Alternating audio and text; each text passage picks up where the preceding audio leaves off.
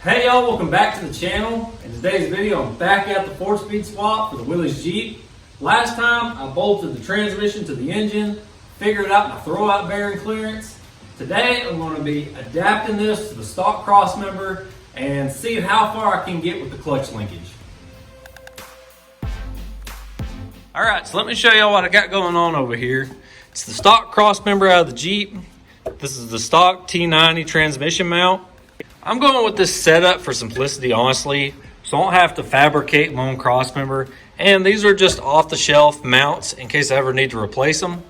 You could make your own Crossmember. You could hunt down whatever the CJ5 or CJ7 used to mount this to the Crossmember. That mount's got to be out there somewhere. But what I've come up with here, I think is going to work pretty good. And there's a couple different ways to do this I'm going to show y'all. So I do have a spare transfer case adapter plate. It's got two 3/8 tapped holes on the bottom of it, and that's where the mount originally would go to. Now, the T90, you can see, was a lot wider, and I've got that plate right here too.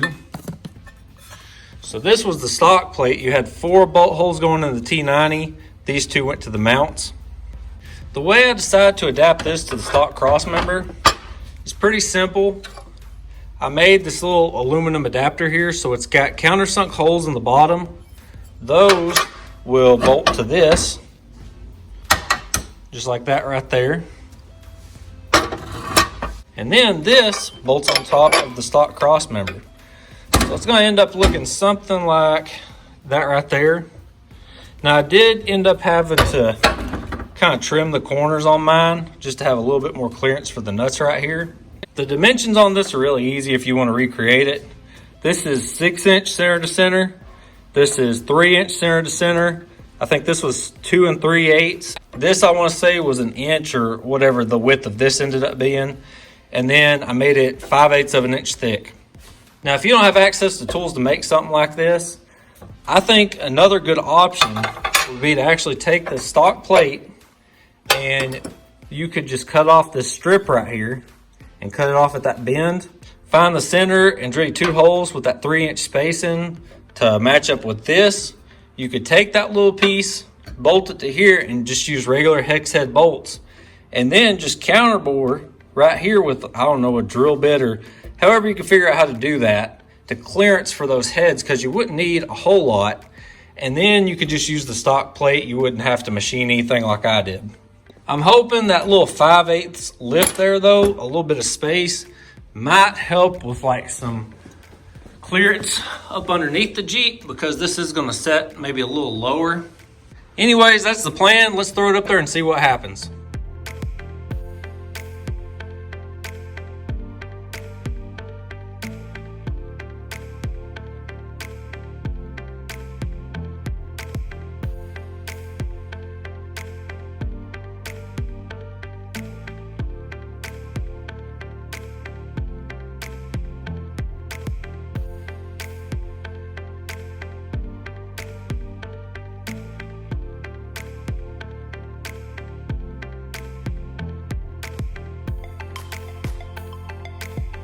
Well, that went pretty much according to plan.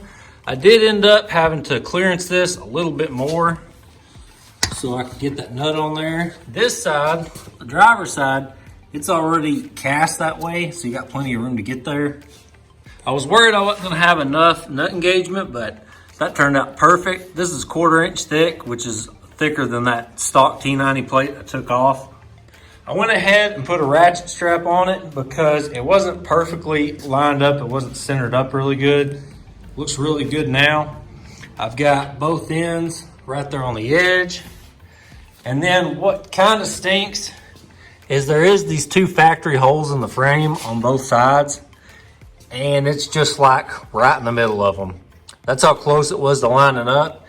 And like I was saying, there's more than one way to do this. You could maybe build this adapter plate with an offset in it, and that could scoot your Crossmember back over to line up with them holes and wouldn't have to drill holes in the frame. I've already made this though. It's going to work, and I don't mind drilling 2 more holes in the frame. It'd be a lot quicker than machining another one of those. So I'm going to crawl up under here with the drill, get some holes popped in the frame, and get this thing bolted up.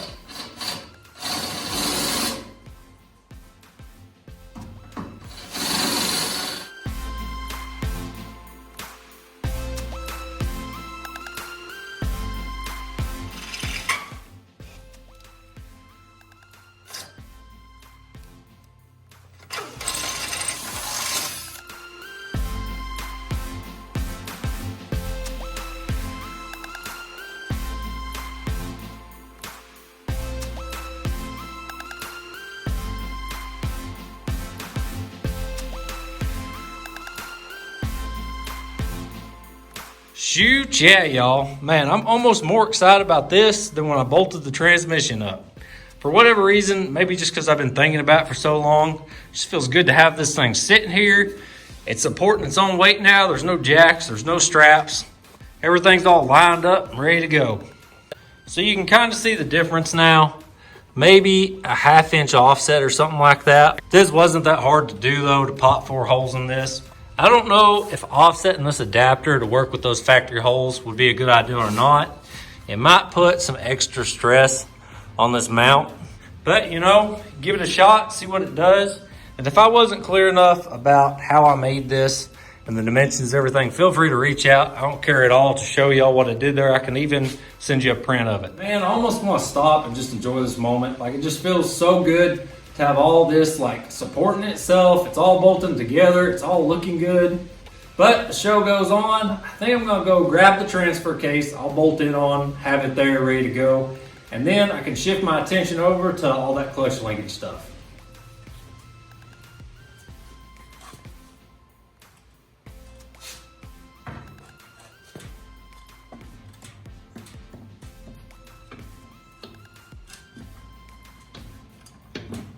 Well, I wish I would have just took my own advice and quit for the day, but I didn't. I kept going, and I've got a couple problems. So first of all, some of y'all probably noticed I had that skid plate on backwards. When I swapped that transmission mount out, I must have stuck it on backwards over on the bench. So I flipped that around, but now here's my massive problem. This is way off from where it should be. You can see it's even kicked out a little bit because it's running into the mount right there. I've just got a couple bolts in it right now just to hold it there. I almost bolted that up before I did the cross member. I almost stuck it on there. I was like, well, it's just going to be in the way, and why wouldn't everything else work if that's lining up where the T90 was at? But obviously it's not. Some spacing has got off here, so I'm going to have to measure out how this goes. Maybe I'll get lucky and I can grab one of those holes and just have to drill another. This is just one of those things though. I mean, when you're putting stuff together that didn't belong together, you're gonna run into stuff like this. So I slid the cross member up. It's bolted to the transfer case now.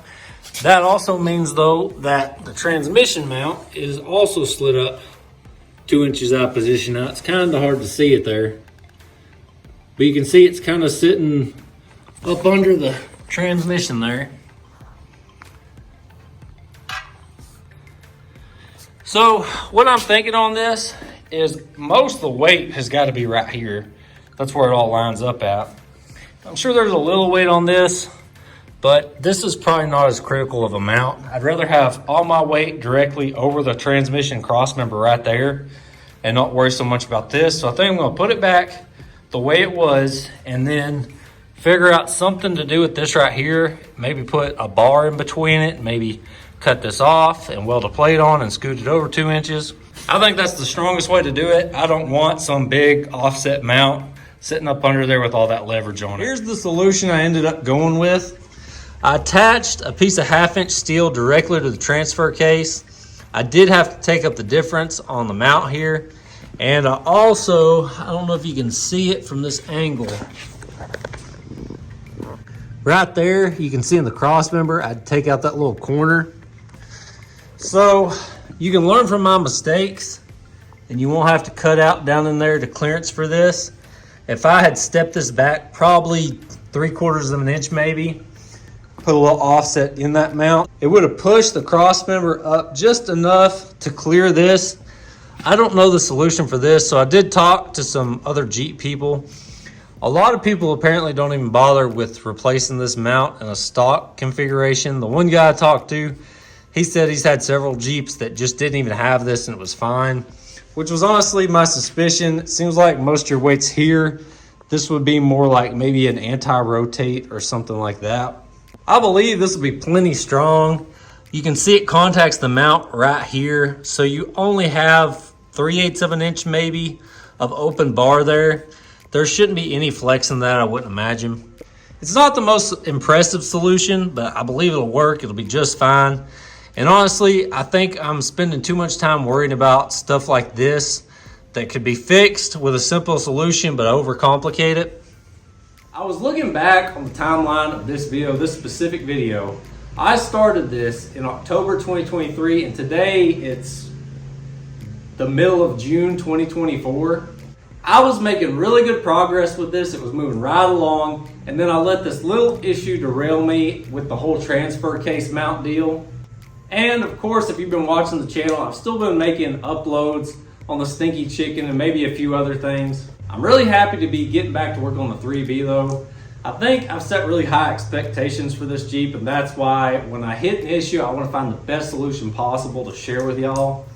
I do still have to take the transfer case back off one more time, put the gasket on it, which will give me the opportunity to paint anything I modified or that bar I added.